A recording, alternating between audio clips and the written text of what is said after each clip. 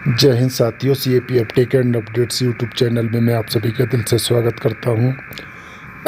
आज हम बात करने वाले हैं NPS से संबंधित जो 85 लाख कर्मचारी हैं जो हड़ताल पे जाने वाले हैं, उसके रिगार्डिंग एक अमर उजाला में न्यूज़ निकली है, उस पर हम बात करने वाले हैं। तो समय न ख़राब करते हुए मैं सीधा ले चलता हूं आपको अपने मेन मुद्दे की तरफ। इससे पहले कि आपने मेरे चैनल को सब्सक्राइब नहीं किया है तो सब्सक्राइब कर लें तथा बेल आइकन को दबाना ना भूलें, जिससे क्या है कि कोई भी वीडियो आता है तो उसका नोटिफिकेशन आपको सबसे पहले मिल सके। तो चलते हैं अपने मेन टॉपिक की तरफ। ये दिया है, देख सकते हो, ये आज की न्यूज़ है। वो अंतिम दौर में है पुरानी पेंशन के लिए 85 लाख NPS कर्मियों की लड़ाई। दिल्ली में हुई पेंशन जय घोष महारैली। दिल्ली में आज महारैली हुई थी, तो इसमें क्या क्या हुआ है, क्या क्या नहीं हुआ, उसके बारे में हम बात करने वाले हैं। यहाँ आप देख सकते हैं पुरानी पेंशन के मुद्दे पर केंद्र और राज्यों के सरकारी कर्मचारी अब एकजुट होकर आंदोलन कर रहे हैं। दिल्ली के रामलीला मैदान में पुरानी पेंशन बहाली की मांग को लेकर 3 रैलियाँ हो चुकी हैं। अब इस कड़ी में रविवार को दिल्ली के जंतर मंतर पर national mission for old pension scheme Bharat के बैनर तले पेंशन जय घोष महारैली आयोजित की गई।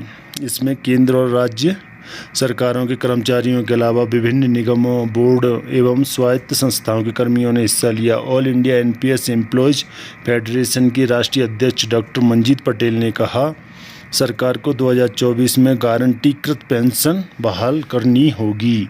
यहाँ आप देख सकते हैं कि जो राष्ट्रीय अध्यक्ष मंजीत पटेल हैं, उन्होंने कहा है कि 2024 में गारंटीकृत पेंशन को बहाल करना होगा।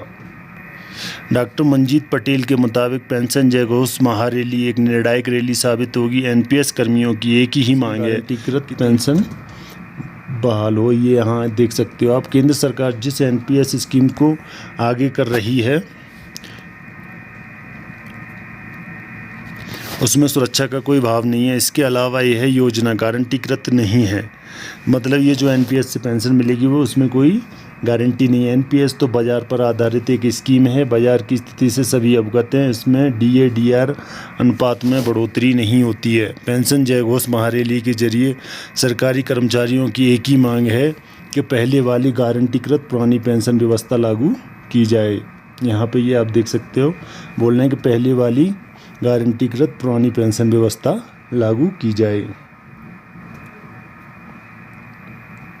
यहाँ इन्होंने एक चीज़ और बताई है कि केंद्र सरकार को कर्मियों की यह मांग पूरी करनी पड़ेगी। सरकार ने इसके लिए कमेटी बनाई है, जिस कमेटी का आपने कई वीडियो में भी चर्चा सुनी होगी। वो कमेटी बनाई है। पेंशन व्यवस्था में कुछ बदलाव किए जा रहे हैं। हालांकि सरकारी कर्मचारियों को पुरानी पेंशन योजना की बहाली से कम कुछ मंजूर नहीं है। जो सरकारी कर्मचारी, उन्होंने कहा है कि हमें पुरानी पेंशन योजना ही चाहिए, हमें और कुछ नहीं चाहिए। जैसा कि आप यहाँ देख सकते हैं, पदाधिकारियों ने कहा कि कर्मियों के आंदोलन के चलते सरकार दबाव में है और संभव है कि 2024 में सरकारी कर्मियों के लिए OPS लागू की जाएगी। इन्होंने उम्मीद जताई है कि 2024 में OPS को लागू कर दिया जाएगा। ये एक उम्मीद है दोस्तों, कंफर्म कुछ नहीं कहा जा सकता। देश में लगभग 85 लाख कर्मी NPS में शामिल हैं। NPS में लगभग 85 लाख कर्मी शामिल हैं। इसमें 30 लाख केंद्र सरकार के कर्मचारी हैं और बाकी संख्या राज्य सरकारों के कर्मियों की है। बतौर डॉक्टर मंजीत पटेल, उन्हें उम्मीद है कि नव वर्ष में गारंटीकृत पुरानी पेंशन की सौगात मिलेगी।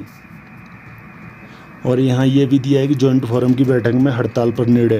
पुरानी पेंशन बहाली की लड़ाई अंतिम दौर की तरफ बढ़ रही है। अगर सरकारी कर्मचारियों की इस मांग को नहीं मानती तो उस स्थिति में अनिश्चितकालीन हड़ताल हो सकती है।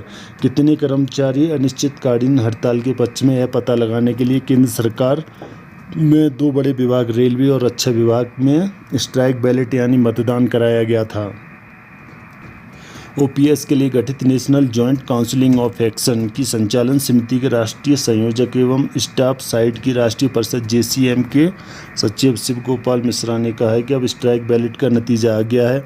रेलवे के 11 लाख कर्मियों में से 96% कर्मचारी OPS लागू न करने की स्थिति में अनिश्चितकालीन हड़ताल पर जाने के लिए तैयार है। यहाँ देख सकते हैं आप कि रेलवे के 11 लाख कर्मचारियों की वोटिंग हुई थी, जिसमें 96% कर्मचारी ऐसे हैं जो हड़ताल पर जाने के लिए तैयार हैं। 4 लाख कर्मियों में से 97% कर्मी हड़ताल के पक्ष में हैं। अब जॉइंट फोरम की बैठक में अनिश्चितकालीन हड़ताल पर जाने के लिए निर्धारित तिथि की घोषणा पर चर्चा होगी, जैसा कि आप यहाँ देख सकते हैं।